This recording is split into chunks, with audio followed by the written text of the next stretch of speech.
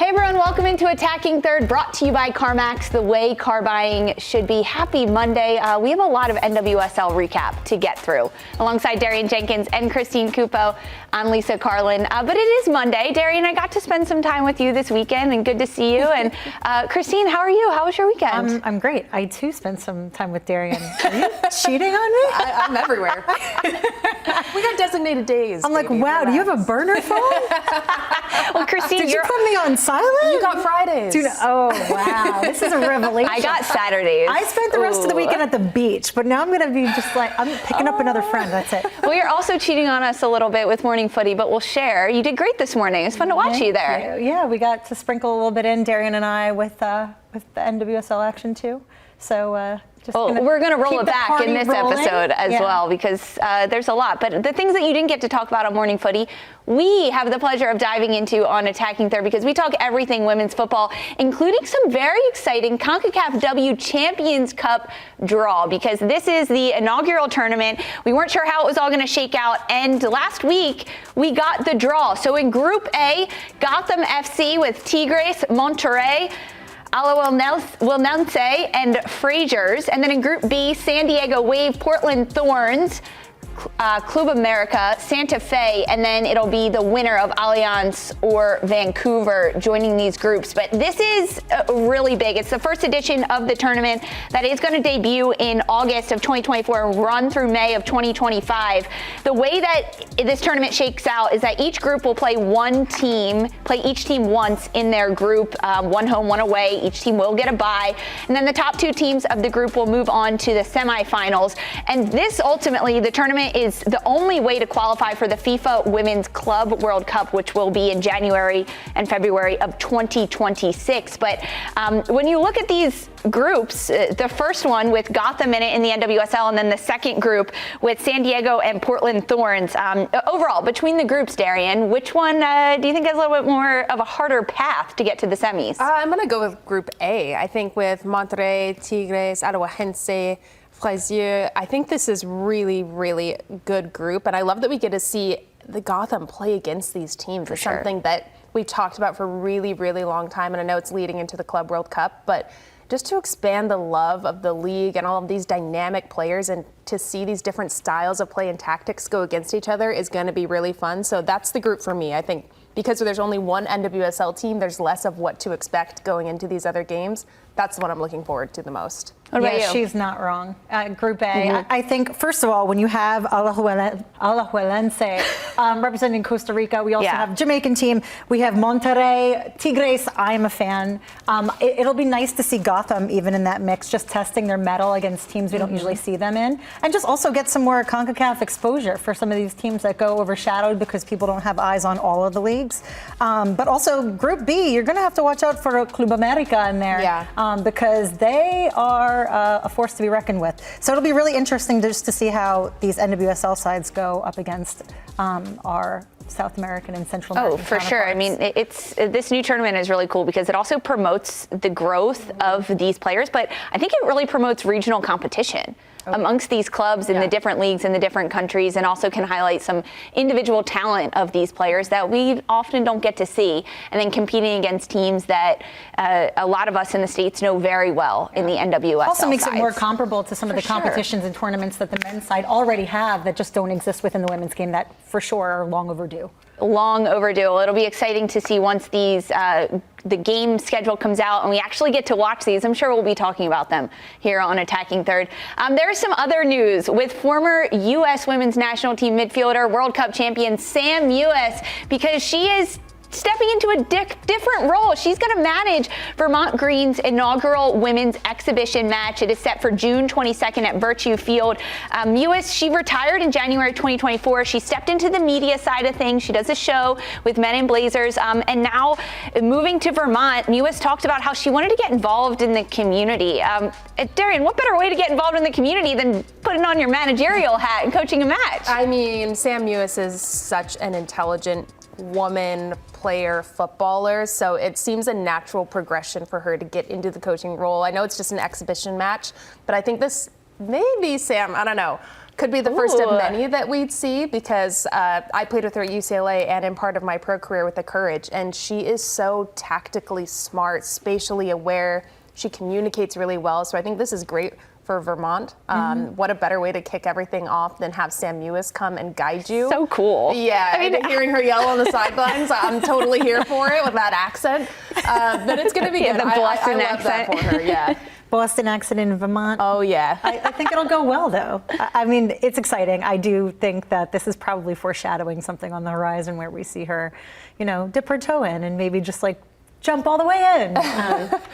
Not a bad place to be in, but kudos to Vermont for even having the foresight to make that move. And it's really fun to see former players moving into that coaching role, even if it's just for a stint or here and there. I think it's so important, that representation, that comfort of having a woman there that's in this boss position, shouting on the sidelines, giving direction. I think we need more of it, and it's good to see Sam moving into that. And also to stay involved in the game, because the way that Mewis retired, not the way she wanted to go, almost forced out due to injury. So to stay involved in the game, and especially with the women's side of the game, is very special.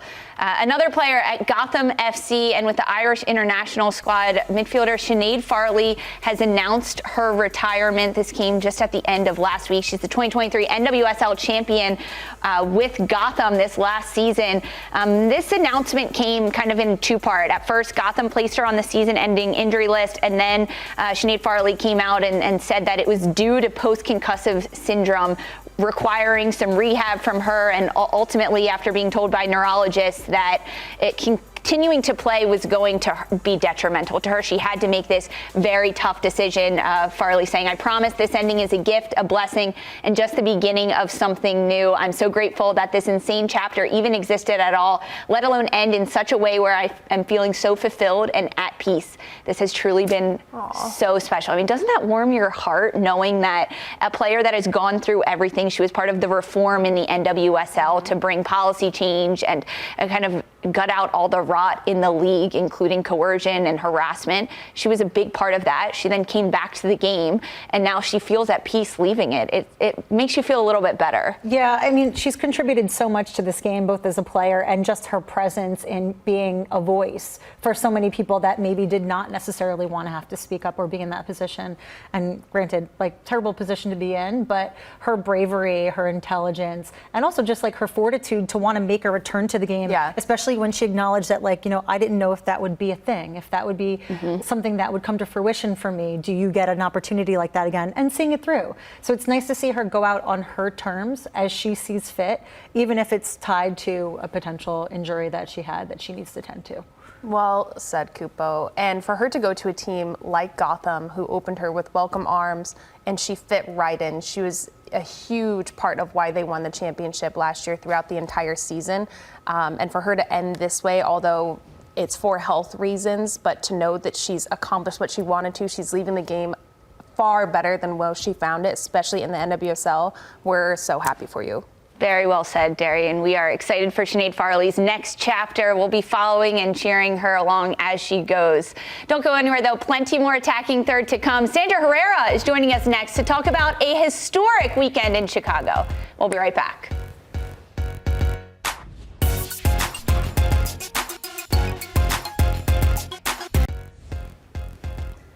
This weekend in the NWSL, it was a record-breaking night in Chicago's North Side. 35,038 fans came out for women's soccer tonight, a new record and first ever NWSL match in an MLB stadium at Wrigley Field.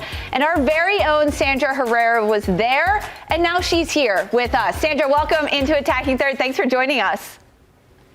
Yeah, just a quick flight into this studio monitor to chat with y'all about it. How's it going? It is so great. I mean, it was thrilling to watch the match between Chicago Red Stars and Bay FC being held at Wrigley Field, and the fact that there was over 35,000 fans there, despite there being a bit of weather. I mean, on par for Chicago, but put us on the ground at Wrigley Field. I mean, the view from the press box looked pretty beautiful, but what did you experience being at this match? Yeah, just to be really corny with it, dreams coming true, honestly. I think that's a really kind of maybe poetic way to put it. I think this is something, if you've been a part of the women's soccer landscape in Chicago, something that you knew was always maybe obtainable, but just kind of were left wondering when and how and where. And it turns out it's with new ownership, it's with new vision and investments, and it's with Wrigley Field. So the vibes were incredible. I think things that people can only imagine, and places that we're only starting to really see in this new decade of NWSL. And, we see sellout crowds in Los Angeles with Angel City and all the excitement. We have seen it in San Diego. We're witnessing a lot of incredible things in the DC area with Audi Field and the Spirit fandom out there. So to sort of see all of this work towards this kind of very special and unique one-off event, you never really know until you know. And really getting a chance to be there on the ground, you could just feel the energy. It was really tangible. Sandra, you brought up that it was this one-off event, but to me, this is such a testament that the owners are really backing up what they're talking about. They want this to be a different Chicago Red Stars. Do you think with the turnout, the energy, just the massive momentum this game has for Chicago, that we'll see more games downtown or around Chicago where more fans, it's a little more accessible? Yeah, I hope so. I think this was, a metric in a lot of ways and for a lot of different people, not just for the Chicago Red Stars. I mean, it obviously kind of starts and ends at least right now with them, that this was supposed to be a proof point in a number of ways that they can sell tickets at this capacity to a lot of folks who are interested, and even your casual fans. I mean, I know that there were a number of blocks of tickets that were held off for any potential walk-ups for Wrigley Field, because you get that a lot in the north side, and especially around Wrigleyville, people who'd want to go and just visit the actual Cubs facility and say, let's go to Wrigley Field. But before we do that, let's visit Wrigleyville and just sort of hang out and go see what there is to do. So it's a metric point of proof now that they are able to, sell out tens of thousands of tickets if they're able to. And it was something that club president Carolito said, that they also wanted to help provide for players as well. They wanted to show players that they have support within the city of Chicago. And they acknowledge the fact that there are challenges in playing out in Bridgeview, Illinois at SeatGeek Stadium. And honestly, that's very refreshing from ownership as well. I think in prior years, in the previous decade of Red Stars ownership, it was talked about those challenges in a way that they should be accepted.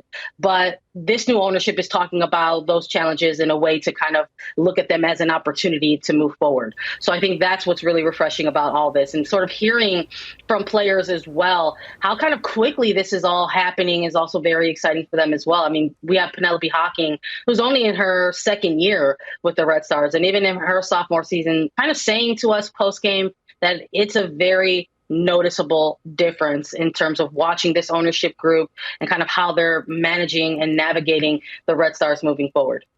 Yeah, Sandra, now that we've got eyes on, which is the first hurdle, right? You introduce a broader audience, and Chicago undeniably have some really quality players in Schlegel, Swanson, Hawking, Staub, just to name a few. But how do you think they actually showed up to play this weekend? What do you make of their performance? What do you see on the horizon going forward?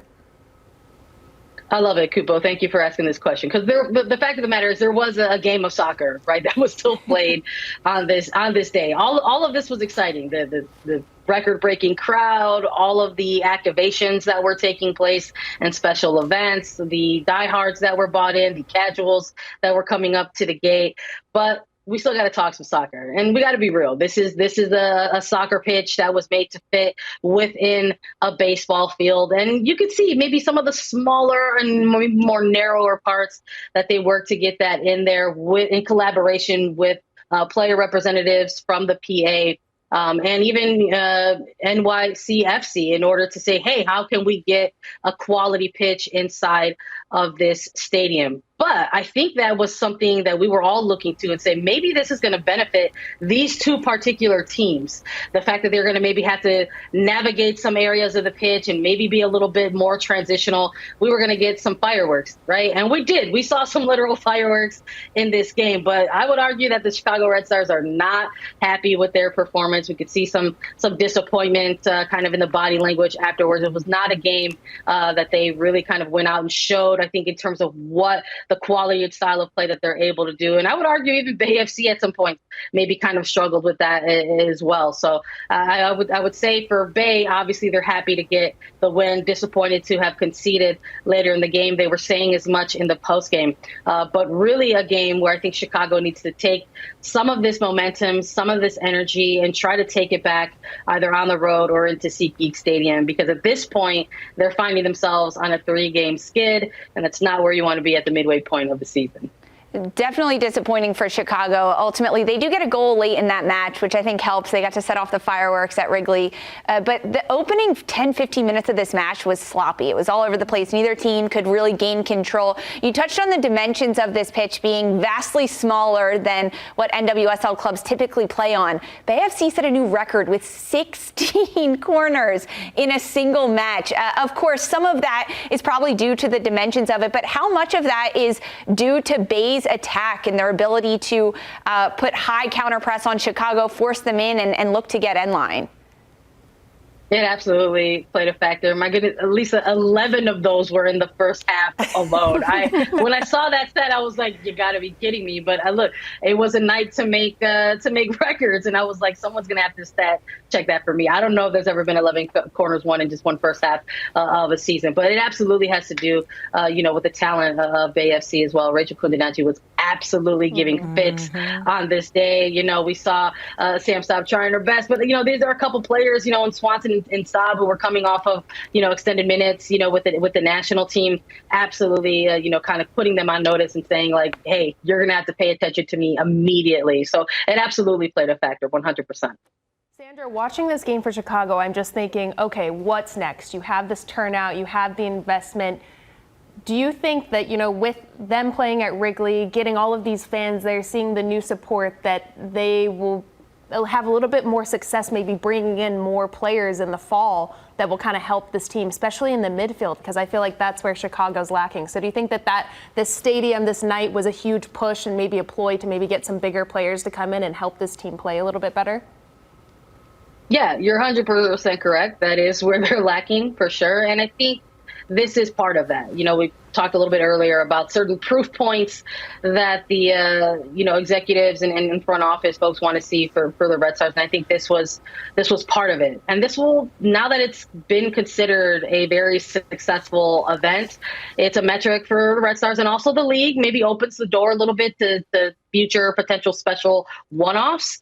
But I think for Chicago specifically, it's incredibly important to show that they are kind of getting a little bit rapid fire with how they want to actually build out. It's kind of funny because in the beginning of this season, really in the off season leading up to the 2024 regular season, there was a lot of discussion about kind of taking things slow, kind of building with patience. We saw that that's what this front office was preaching. But now that this game kind of got into full effect and it's now considered successful, I kind of feel like there's a little bit of that ambition kind of rising to the surface again. These are folks who are, involved and they want to see this team succeed. It's why they put together the bid that they put to sort of go ahead and kind of become the new faces and the new ownership group of the Chicago Red Star side. And I think when it comes to, a general manager, assistant, general manager or club president kind of having to put together a bit of a pitch to go ahead, sign players, this is incredibly helpful. It's saying, look what we can do here and we're only going to build out with more. Sandra, quick cultural question. As a New Yorker, not a Chicagoan, is it mandatory that I have a hot dog when I go to Wrigley? Is this because I've never seen more hot dogs in my entire life, even across social media. Was there a buy one, get 35 special going on outside Wrigley? The kids call them glizzies. Listen, the youth call them glizzies. Look, full respect to the youth. I'm not going to get out here and refer to a hot dog as such.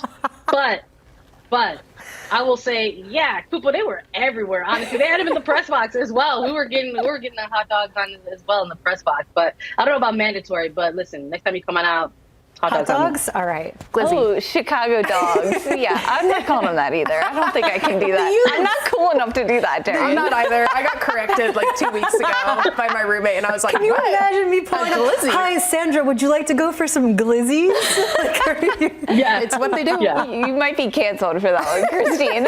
Sandra, thank you you so much. Absolutely fantastic to hear from you, and boots on the ground at Wrigley this weekend in Chicago as the Red Stars took on Bay FC. Plenty more action in the NWSL that happened across the league. Racing Louisville pick up the 2-0 win over Houston Dash. Orlando Pride stay undefeated, but they snap their win streak, drawing 1-1 with San Diego. Gotham picks up a 2-1 win over Angel City. Chicago Red Stars fall 2-1 to Bay FC. Washington Spirit gets the 1-goal win over Utah Royals. The Thorns beat North Carolina Courage at home 1-0. And Kansas City Current put on a show, 5 goals over Seattle Reign on Sunday. Don't go anywhere. We are recapping the entire NWSL weekend when we get back.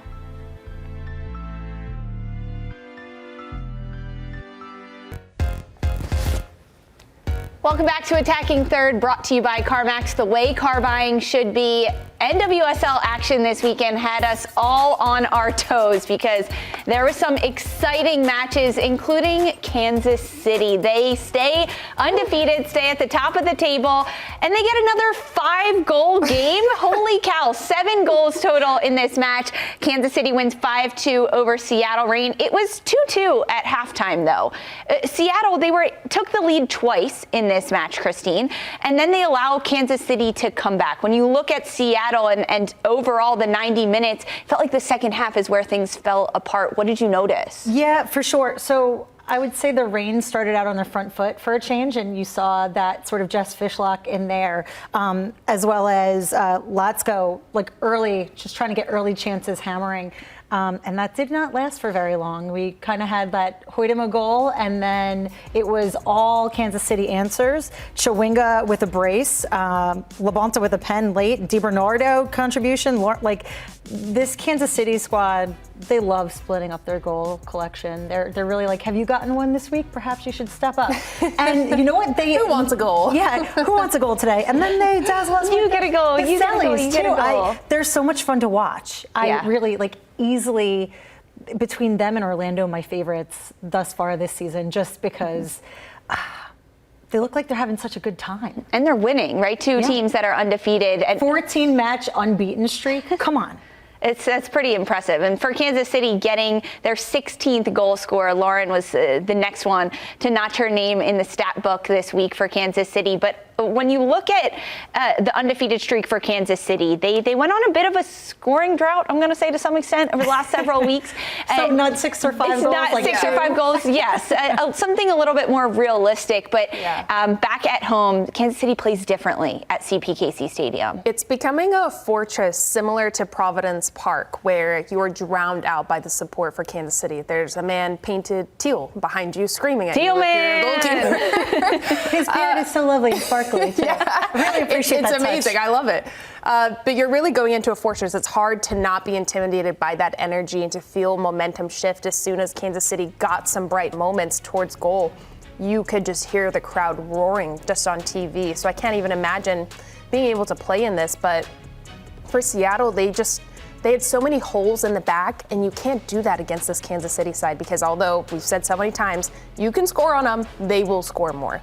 And for them to come out in halftime and score within 90 seconds of each other from both kickoffs is insane. The halftime speech was, we need to take advantage of this momentum. We're at home. Let's go in, put the dagger in.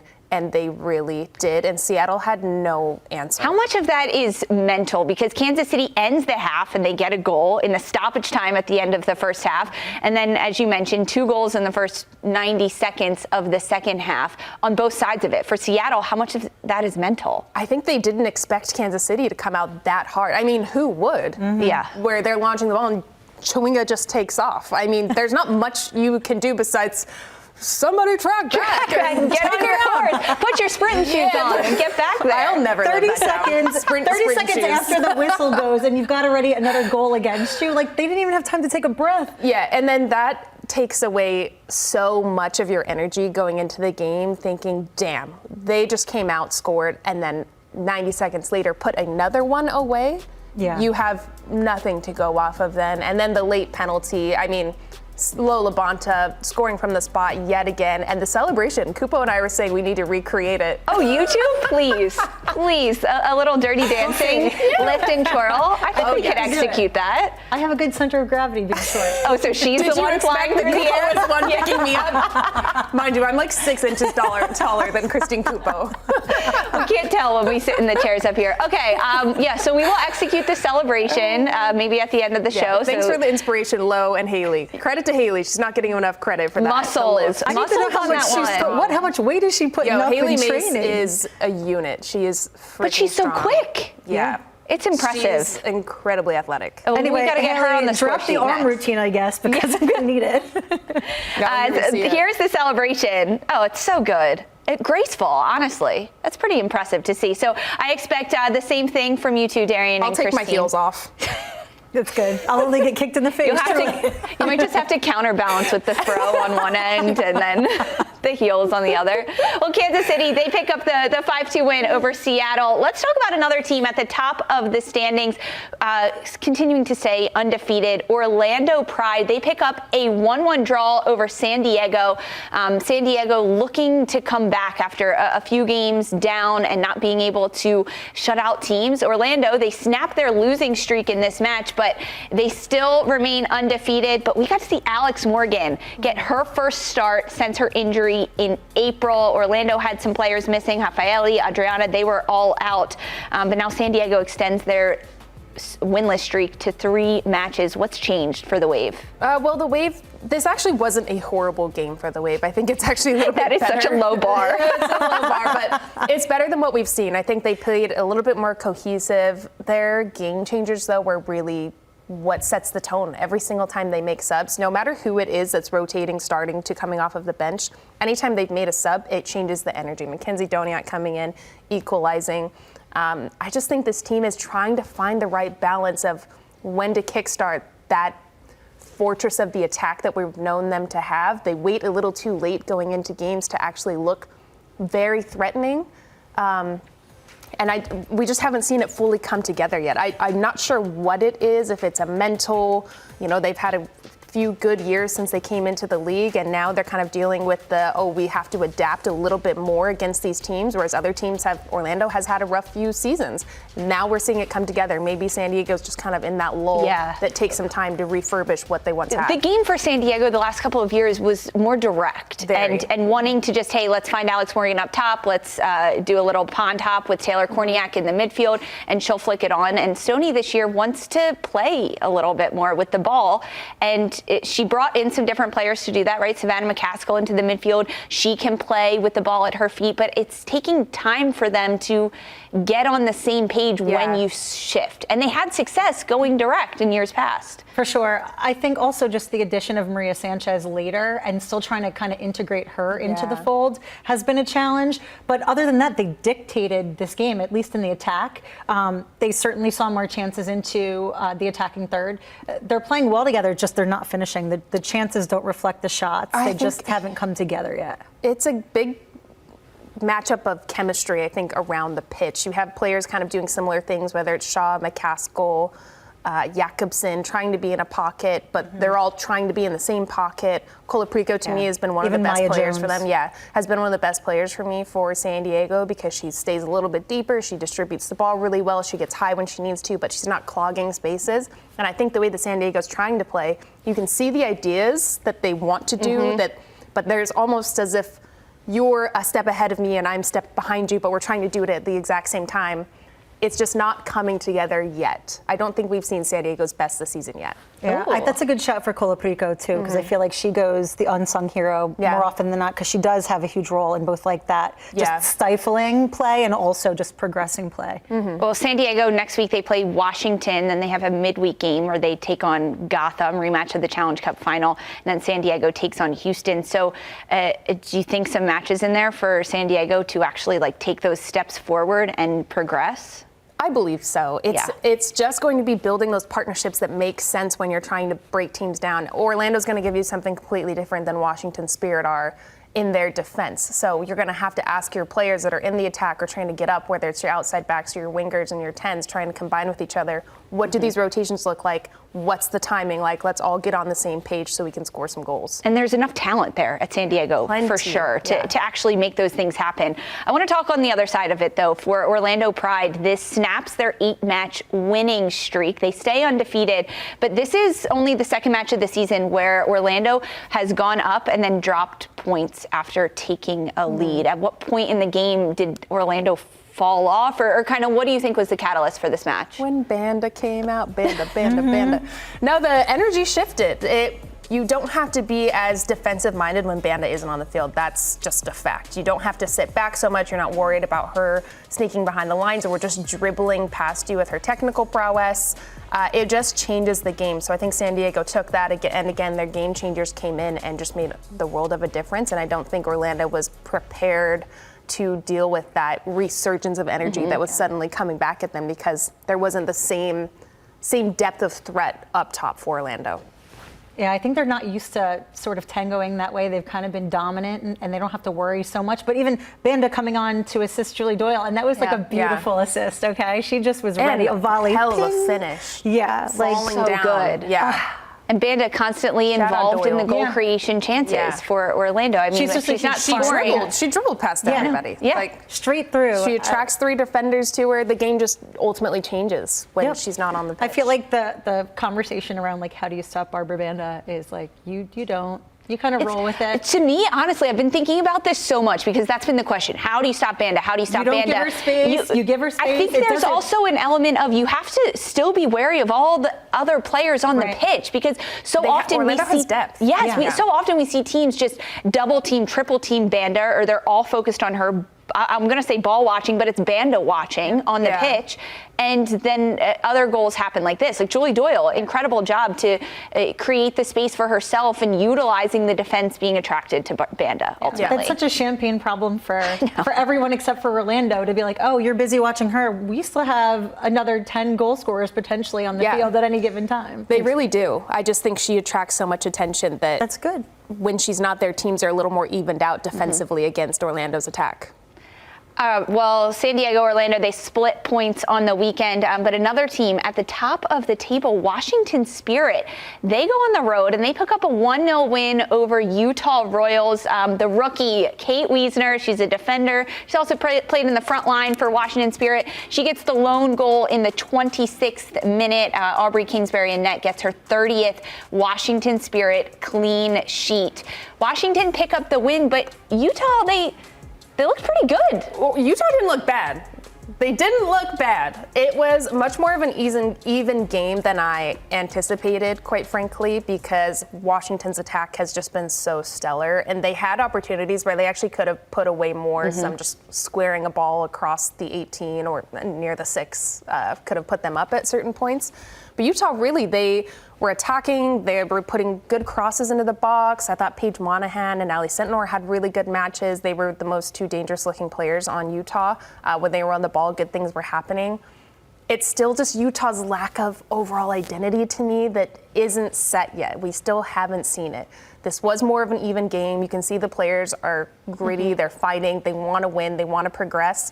It's just not there yet. We're not seeing it produce on the field. The pieces that started to come together, was it cohesiveness amongst the 11 on the field? Was it more of the attackers having better chances and creating them, more spread across the board and not just, hey, Allie Sentnor, let's run? I mean, it was still mostly on Sentnor's back.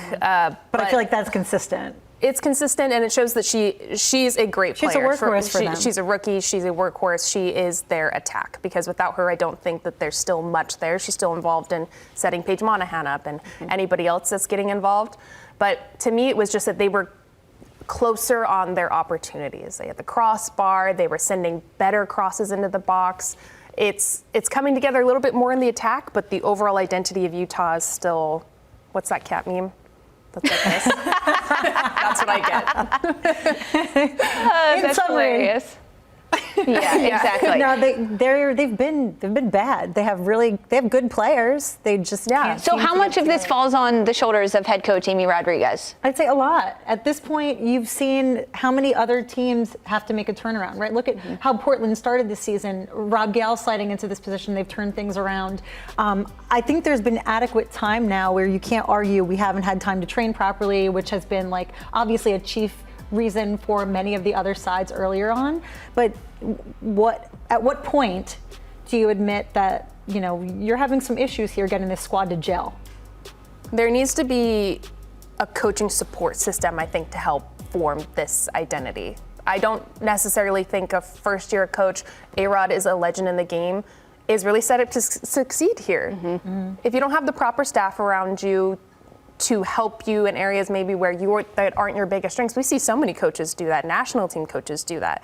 And I don't know if Utah has that. It seems that they don't. It seems like we're still dealing with the same things we thought week 1, week 2, and so on. So there needs to be a change from that level. And she's losing support staff. So 2 of her assistant coaches have left. Yeah. And as a player, that's really disheartening because if you don't have consistency there, you don't have people that are believing in what's going on at the coaching level, let alone what's trickling down to what we're able to do on the field because you're driving the ship.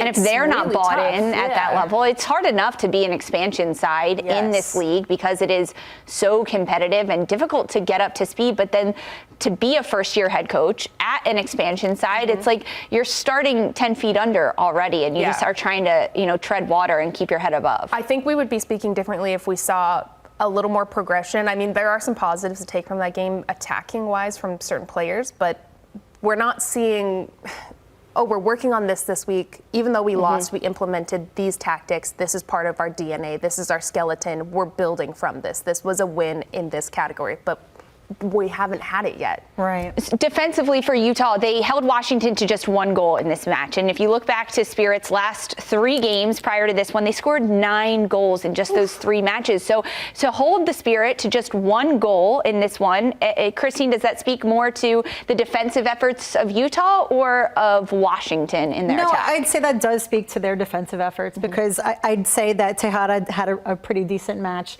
Obviously hot in goal, she had some great saves, and then maybe like Burns in that back line that did a really, really good job of shutting things down because we know that the Spirit have the attacking power. They can pretty much dismantle just about anybody. So yeah, it is a testament to sort of their efforts on that side. But again, it's like playing separate matches, right? Like the attack is playing a different game than the defense is playing, and it just doesn't seem like it's coming together. Hopefully they can all get on a page, the same page. If you look at, if we're just looking at expansion side, right? Yeah. And you look at the growth that Bay have had this season, and you see some of the tinkering that Albertine has done. We've seen the intentionality of the tinkering. Right. Yeah. And you see the progression, and you see sort of some indicator of this team is adapting, and they're getting together, and we can see an evolution happening, even in the amount of time that they've had.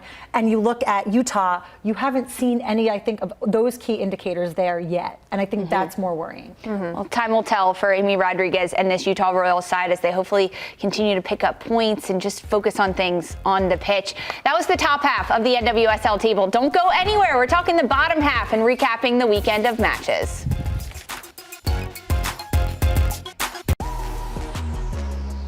Welcome back to Attacking Third. This weekend, another massive Sunday in the NWSL for Matchday 13. First up, it's the Cascadia rivalry as the struggling Seattle Reign look to snap their losing streak against eternal rivals Portland Thorns. That match on CBS. Coverage starting at 3:30 p.m. Eastern on the Golazo Network. Then at 10 p.m., it's a battle of the expansion sides with Bay FC hosting the Utah Royals at PayPal Park. Kickoff at 10 p.m. Eastern on CBS Sports Network. We'll be right back with more Attacking Third. Don't go anywhere.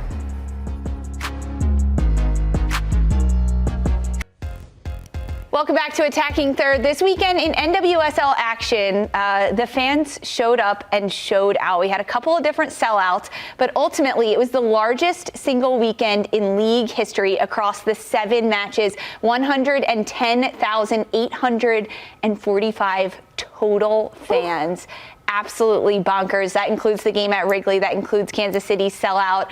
And that also includes a big game at Red Bull Arena. Gotham FC hosting Angel City. It was Pride Night for the New Jersey-New York squad, and they get the 2-1 win over Angel City. Goals from Crystal Dunn and Rose Lavelle, fresh off a U.S. international break, and Katrin Berger in goal for Gotham. She had a tremendous game, and this is Gotham's now third straight match, scoring multiple goals. Are they over the hump, Christine? I think we're over the hump. I think we're over the hump. Finally, at long last, we knew they had the quality to do it. It just was some weird mental block, I'm going to say. But also, I think the international break may have kicked open the doors for Crystal Dunn goals. Yeah? I think so. This is her 2 in like 1 week. I like that shout. Okay, she hadn't scored goals since, what was it, 2017, 2018? For the U.S. from the front line, yeah. Yeah. I like that shout. Okay. I'm going with momentum here, but also like We'll shouts take to it. Yasmin Ryan for that assist. Yeah, that was a great nice. ball. Well, she into Ryan, the outside of the foot pass, Ryan dribbling inside. You can see that Gotham, that was their game plan to, break down Angel City because they left themselves so open defensively. Here it is. Look at dribbling. It's 3v3 in the back. Angel City defensively, I think, were their own worst enemy. They played into Gotham's press, and Gotham took full advantage of the spaces that Angel City were giving them. And what a brilliant way to make it look easy. Crystal Dunn finish. Rose Lavelle, this was fun to see. Just her thriving in the game, staying in dangerous pockets. Anybody that she was combining with, she looked lethal. She was making everybody on Gotham just looked strong this match. We've seen it all come together. I will say they do have more opportunities, though. They should score. It should be a Kansas City how many opportunities they create, honestly. More goals, they don't Gotham. concede We're that requesting much, more goals. Yeah, which is amazing. They don't concede that much. They're really good in their press. They're locked in. They are very organized. But the amount of chances that they are in front of goal, there just needs to be that, I don't know, that we can handle it. We're going to score so many goals on you. Watch this. And I don't think we've seen that strong of a conviction of a win yet where I'm thinking, they're going to be so dangerous in the attack and every weapon is going to score. Could the problem be for Gotham that they don't have an out-and-out goal scorer and that they are sharing the well? So there's not one player that's going to be like, I'm going to do this. I will be the game changer. I'll find the back of the net. I will put my body on the line to do that. It's almost a collective effort. I think it is a collective effort, but they have Lynn Williams on their team. I mean, she's out this match, I agree, but I think we've seen Coach Juan Carlos tinker a lot, you're right, with that lineup and who's starting, who's in the more dangerous positions. I think we're seeing it come together. It's more of it's literally the shot that's just missing a lot of the time. We talked about it on the broadcast where they're so dangerous. They're in the right spots. They're in front of goal. They take another touch or they pass it to somebody else, and it's everybody in their front six could have probably had more shots. Jenna Neiswanger, to me, is the one who's a little more bold at shot taking. When she's top of the 18 and she strikes it, we're like, okay, Jenna. Or on the far left corner of the 18. It's very unorthodox, but you can tell that she believes it. I think I want to see that from everybody because they do all of the work to get into that position. It's just not that last edge and step of carelessness. Do you think it's a confidence thing that they just don't want to take the shot? Yeah, I think it's like, I don't give a crap. I'm going to do it. Watch this. I like that. That builds a lot more confidence when you're doing it. Yeah, I just don't understand the hesitation. Like, they're all outstanding players. There's a number of like, players that have that hesitation. Yeah. That's what I'm saying. Like, I don't understand the hindrance there that's happening. Like, just hang a sign that says you can score if you've ever played with me, pickup, I just rip it from wherever. I'm like, let's score goals. But it's not me. I'd be looking for you to pass the ball to score the goal. Another reason Gotham won this match is Katrin Berger in goal. She had 5 saves against Angel City because Angel City had success getting the ball in behind at times of Gotham's back line. Christine, how fun was it to watch Berger in this match? She's amazing, and I feel like she doesn't nearly get as many shouts as she deserves because, look at this. And they'll just like reload and keep coming at her, and she will absolutely save it. The reaction saves, though. She's very, very quick on that. Look, just fingertip, knows where to go right into that space. She's a really, really quality keeper, if not among the best in the league. Oh, yeah. 100%. She was named to the NWSL Best 11 for this last month as well. All right, Gotham, they pick up the win over Angel City 2-1, and they get 3 points. Portland Thorns at home taking on a North Carolina Courage side. The Thorns get the 1-0 win on a lone Sophia Smith goal from the penalty spot. North Carolina Again, lose on the road. What is happening? North Carolina has not picked up a single win on the road this year or a single point. 7 road matches, 7 L's, Christine. I love you, North Carolina, but like you are all or nothing, and then nothing happens on the road.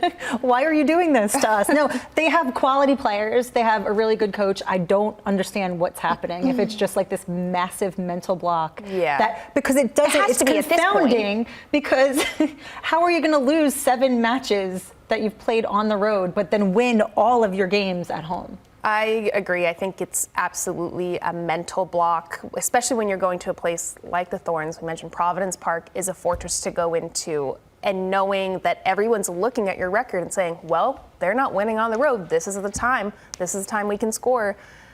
And it sucks because they have such a stacked roster. They have really good quality players, national team players on every level, but they can't finish their opportunities. It looks like a lack of confidence in front of goal at this point because they do create those same things. It's like we were saying with Gotham, but Gotham's at least putting some away. North Carolina's really struggling to put them away, and then when you give a team a lot of time to attack and kind of prey on this lack of confidence that everybody can see you having, they're bound to put one away, even if it's a penalty. Yeah, I mean, the one thing that you can say is like defensively, they were good. They managed to keep Portland from scoring any goals from open play, which is wonderful. But that aside, like, I can't make like 2 and 2 of it because you see, you get like a Denise O'Sullivan back and she's back from injury, and like, you have a full squad. You're good. Exactly. You're good. Like, and we've known this team is good. People say, well, they're missing Caroline. They've been missing without her. At home, they're not missing Caroline. They pick up wins. But like, they're all capable of serving a role. They're not one-to-one Caroline, but they certainly all have the assets required to make this a fully functional winning squad, both home and away. I don't know. Like, do they meet up and just have a bonfire where they burn things that no longer serve them and have some sort of ritual? Maybe it's too much time because on the road is where they can't pick up the wins, but at home they do. It has to be mental at this point. You don't go this many games without it being mental. There's like some sort of hump that they need to get over to put some goals away because this team is so good. Coach Sean Nahas is a great coach, great manager of people. It's just something's in the water around the 18 and they're not confident, and you can see it. And then when you can see it, you know that they can feel it. No one's a harsher critic than athletes amongst themselves. You guys know this. So going into these matches away is so tough, and I hope that they can overcome it soon. And you know that Sean Nahas is working on kind of what we can do, changing things, tinkering. Who knows? They have another match next weekend, so we'll see. Thanks, everyone, for joining us. Today's episode of Attacking Third was brought to you by CarMax, the way car buying should be. You can see Sandra and I on Wednesday on YouTube. Have a great day.